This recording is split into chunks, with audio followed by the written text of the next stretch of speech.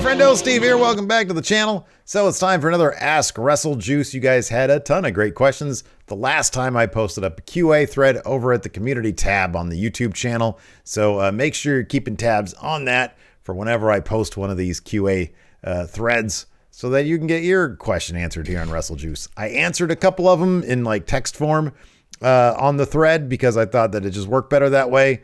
So check it out. If you don't see your question answered in this episode or in last week's episode, maybe I did answer it on the actual community board itself. If I didn't even answer it there, I'm sorry. I can't get to them all. Do me a favor though. Hit that like button. And if you haven't already, hit that subscribe button. Let's dive into it. Deep Voice Dude said, CM Punk said, casual wrestling fans don't exist anymore. Do you agree with him? So I actually looked at this quote and I saw like sort of the full kind of context of it. And I think he feels that AEW fans are not casual wrestling fans. They are probably more likely to be clued into the backstage rumors, reading Fightful, watching Wrestle Talk, or going in Raw or Bryan Zane, et cetera, et cetera. So I don't know if I necessarily agree with the idea that there's no casual wrestling fan. I think that the WWE arenas are filled with families that are probably casual fans of the WWE that don't necessarily read Fightful, watch Cultaholic, watch Going in Raw, watch Wrestle Juice. I kind of feel like, yeah, there's totally a casual wrestling fan. I think that there's a difference between the crowd that watches SmackDown and the 600,000 or so that watch NXT.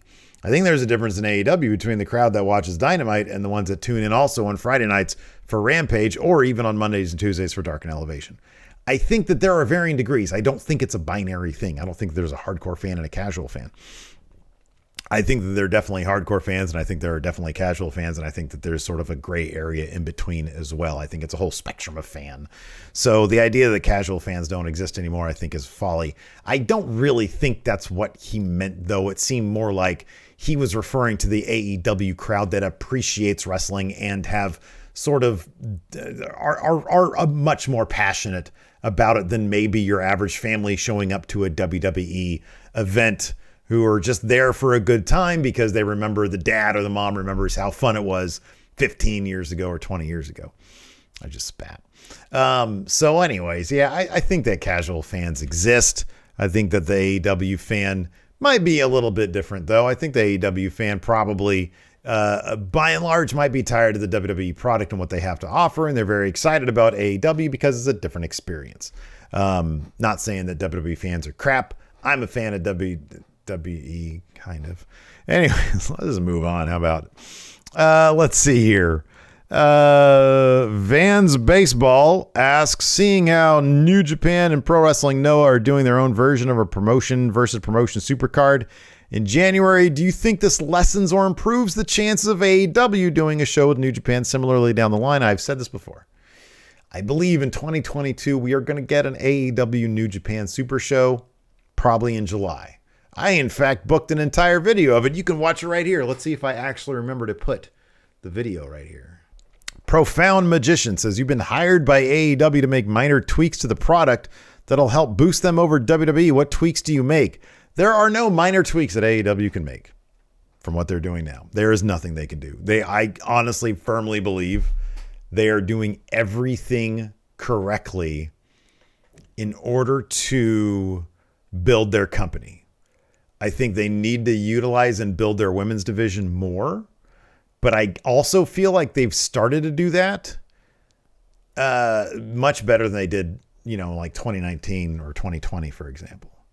So I think they're getting there. I don't think there are any tweaks that they can do. I think they just need to keep on doing what they're doing. And it takes time. They're a company that financially is 1/10 the size of WWE. They are only a couple years old. WWE has a 60-year advantage on them. So there is no way. Is it only 60? When did they start? Didn't WWE start in like 62 or something like that? What is that? 40 plus, 60 years. So that's math happening. So yeah, I mean, honestly, the fact that a company is able to sort of come out of nowhere and just get on cable TV and on Wednesday nights do the same number of a certain demographic that the 25-year institution that is Monday Night Raw is doing and get like 2/3 of the total viewership is nuts. It speaks volumes to how far WWE, to how much they have dropped the ball with growing their own audience. I mean, if you look at where WWE was in their viewership 5 years ago versus where they are now and the drop off there, it's kind of nuts that AEW is able to show up and do 2/3 of that number. It's crazy.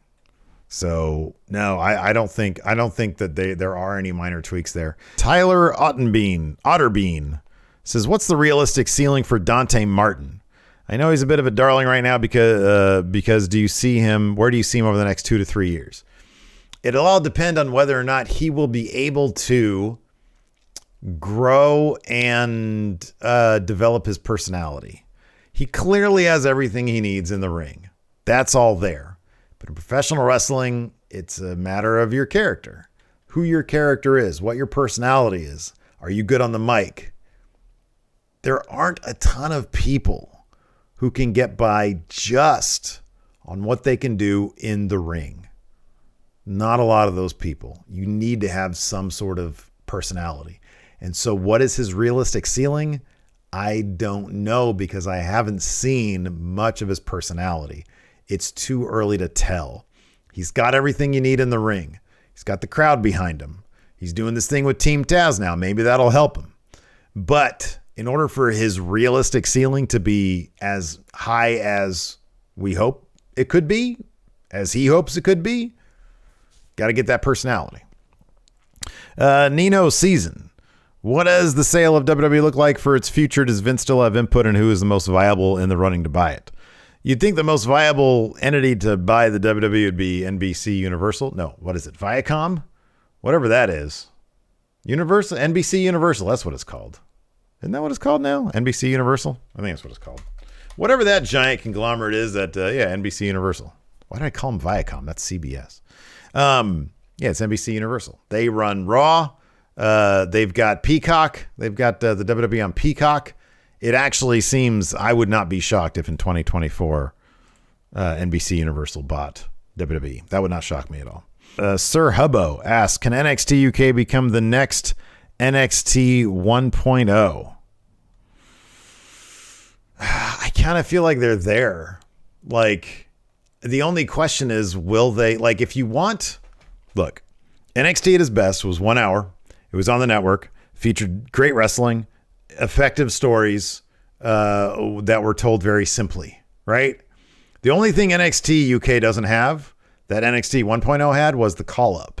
It's the only thing it doesn't have, which actually might give it a leg up because it's like, oh, cool. I mean, they do every once, like Kaylee Ray got called up. Walter might get called up. I don't know. But like, by and large, those guys all just sort of stay in NXT UK and they figure out what to do with them. NXT UK is my favorite WWE product. It is phenomenal. It's 1 hour a week with some of the best wrestling you'll see. These people have been like friends or colleagues for like 10 years or so. And so they all know each other really well. They all have great chemistry. They all are great in the ring together. They keep on signing amazing talent from Europe. NXT UK is awesome. Check it out. It's great. To me, it is the new NXT 1.0. I think it's vastly superior to NXT 2.0. Let's see here. King Soul asks, is Andrade's run in AEW a bust?